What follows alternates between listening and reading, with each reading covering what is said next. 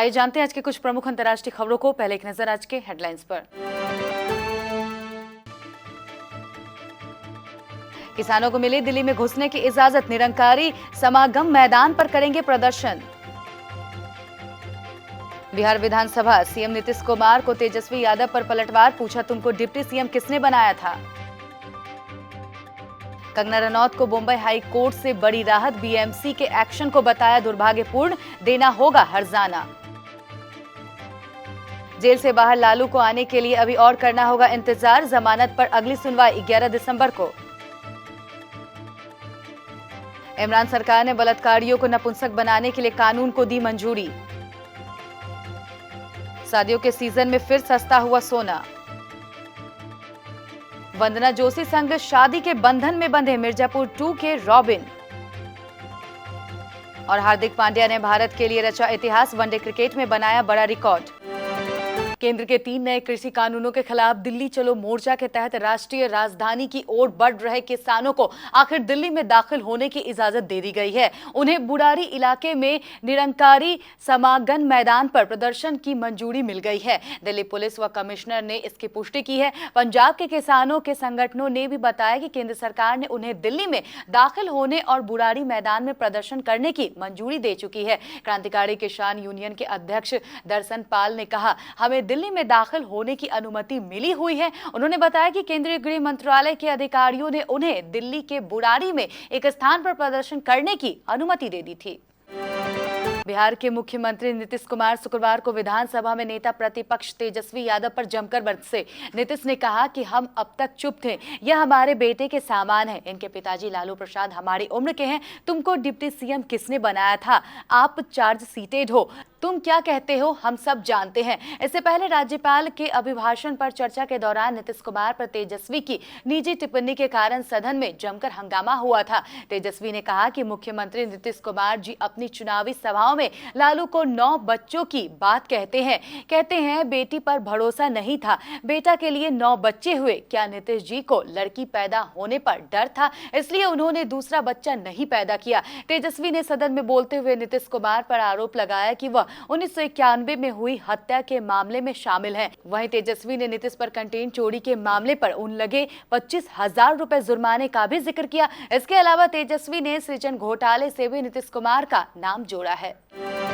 कंगना रनौत ने अपने मुंबई स्थित आवासीय दफ्तर में बृहन मुंबई महानगर पालिका की तोड़फोड़ की कार्रवाई के खिलाफ बॉम्बे हाई कोर्ट में याचिका दायर की थी, जिस पर फैसला देते हुए उच्च न्यायालय ने बीएमसी के नोटिस को खारिज करते हुए एक्ट्रेस को मुआवजा दिलवाने के लिए नुकसान का आकलन करवाने के निर्देश भी दिए हैं। बता दें कि सितंबर में बीएमसी ने कंगना रनौत के मुंबई में पाली हिल स्थित ऑफिस में अवैध निर्माण के आरोप को लेकर तोड़फोड़ की थी। उस वक्त कंगना मुंबई में नहीं थी। इसके बाद कंगना ने मुंबई हाई कोर्ट का दरवाजा खटखटाया था कि बीएमसी आगे की कार्रवाई न कर सके। मुंबई हाई कोर्ट ने बीएमसी की कार्रवाई पर रोक लगा दी थी। चारा घोटाले के 4 मामलों में से एक में आरजेडी सुप्रीमो लालू प्रसाद की जमानत याचिका पर झारखंड हाई कोर्ट ने शुक्रवार को सुनवाई 11 दिसंबर तक के लिए स्थगित कर दी है। इस मामले में लालू को 14 वर्ष तक की कैद की सजा सुनाई गई थी और इस समय उनका रांची स्थित राजेंद्र आयुर्विज्ञान संस्थान में इलाज चल रहा है। लालू के स्थानीय अधिवक्ता प्रभात कुमार ने बताया कि झारखंड उच्च न्यायालय में चारा घोटाले में दुमका कोषागार से गबन से जुड़े मामले में लालू की जमानत याचिका पर अब 11 दिसंबर को आगे की सुनवाई होगी। लालू की ओर से दिल्ली से वीडियो कॉन्फ्रेंसिंग के माध्यम से सुनवाई से जुड़े सुप्रीम कोर्ट के वरिष्ठ अधिवक्ता कपिल सिब्बल ने लालू प्रसाद की न्यायिक हिरासत में 42 माह 28 दिनों की हिरासत की अवधि पूरी होने की बात सिद्ध करने के लिए समय मांगा, जिसके बाद अदालत ने मामले की सुनवाई 11 दिसंबर तक स्थगित कर दी।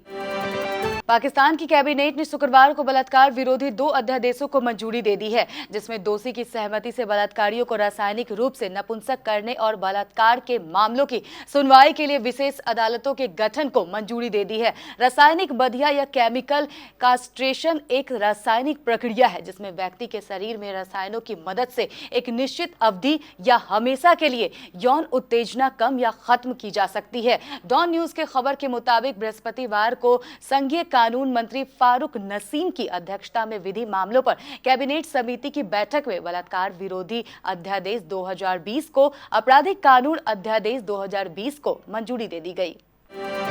शादियों के सीजन में सोना चांदी खरीदने वालों के लिए राहत भरी खबर है। सराफा बाजार में आज एक बार फिर सोना चांदी के भाव गिरे हैं। शुक्रवार को देश भर के सराफा बाजार में 24 कैरेट सोने का हाजिर भाव 165 रुपए प्रति 10 ग्राम गिरकर 48,807 रुपए पर खुला और थोड़ा सुधरकर 48,829 रुपए पर बंद हुआ। वहीं चांदी का हाजिर भाव भी 420 रुपए नरम होकर 59,840 रुपए प्रति किलो पर खुली और शाम को 60,069 रुपए पर बंद हुई, जबकि 22 कैरेट सोना 131 रुपए गिरकर 44,727 पर बंद हुआ।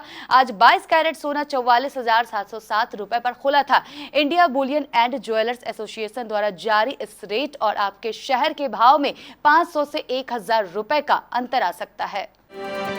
मिर्जापुर 2 में रॉबिन का किरदार निभाकर चर्चा में आए एक्टर प्रियांशु पेन्युली गुरुवार को अपनी लॉन्ग टाइम गर्लफ्रेंड वंदना जोशी के साथ शादी के बंधन में बंध गए। प्रियांशु ने शादी की तस्वीरें एक प्यारे से नोट के साथ इंस्टाग्राम पर शेयर की है। प्रियांशु ने लिखा कि यह उनके जीवन का सबसे अच्छा दिन था। प्रियांशु ने शादी की कई तस्वीरें शेयर की है, जिनमें वो और वंदना दुल्हा दुल्हन के लिबास में काफी खूबसूरत दिख रहे हैं। दोनों को देखकर लग रहा है कि कोरोना वायरस पैंडेमिक की बंदिशों के बावजूद उन्होंने अपने जीवन के इस नई शुरुआत को खूब एंजॉय किया है। India versus Australia first ODI match में मेहमान टीम की हालत खराब थी। मयंक अग्रवाल, कप्तान विराट कोहली, श्रेयस अय्यर और केएल राहुल आउट हो चुके थे। इसके बाद नंबर 6 पर बल्लेबाजी करने आए हार्दिक पांड्या ने बल्लेबाजी की जिम्मेदारी संभाली। हार्दिक पांड्या ने न सिर्फ शिखर धवन के साथ पारी को आगे बढ़ाया बल्कि तूफानी अर्धशतक भी जड़ा। इसी दौरान उन्होंने भारत के लिए एक इतिहास भी रच दिया। बीते काफी समय से हार्दिक पांड्या ऑलराउंडर की भूमिका में नहीं है, लेकिन एक फिनिशर के तौर पर दमदार नजर आ रहे हैं। उनकी फॉर्म आईपीएल 2020 में भी देखी गई थी और उनकी फॉर्म का नजारा ऑस्ट्रेलिया के खिलाफ पहले वनडे मुकाबले में भी देखने को मिला। इस मैच में हार्दिक पांड्या ने महज 31 गेंदों में 3 चौके और 4 छक्के की मदद से अर्धशतक पूरे किए। इसी दौरान उन्होंने जैसे ही पारी का 48वां रन बनाया तो एक इतिहास भी अपने नाम कर लिया।